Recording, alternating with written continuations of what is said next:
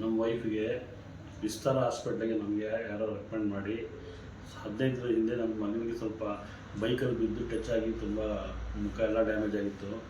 ಆವಾಗಲೂ ಇದೇ ಹಾಸ್ಪಿಟ್ಲಿಗೆ ಬಂದು ನಮಗೆ ಒಳ್ಳೆ ಟ್ರೀಟ್ಮೆಂಟ್ ಕೊಟ್ಟು ಪ್ಲಾಸ್ಟಿಕ್ ಸರ್ಜರಿ ಮಾಡಿ ಪ್ರತಿಯೊಂದು ಚೆನ್ನಾಗಿ ನೋಡಿಕೊಂಡು ನಮ್ಮ ಮಗನ ಹುಷಾರು ಮಾಡಿಕೊಟ್ರು. ಅದಾಗಿ 15 ದಿನಕ್ಕೆ ನಮ್ಮ ಮನೆಯವರಿಗೆ ಹೊಟ್ಟೆಯಲ್ಲಿ ಸ್ವಲ್ಪ ಹುಷಾರಿಲ್ದಂಗೆ ನೋವಾಗಿ ಹೊಟ್ಟೆ ನೋವಾಗಿ ಒಂದು ಪ್ರಾಬ್ಲಮ್ ಆಯಿತು.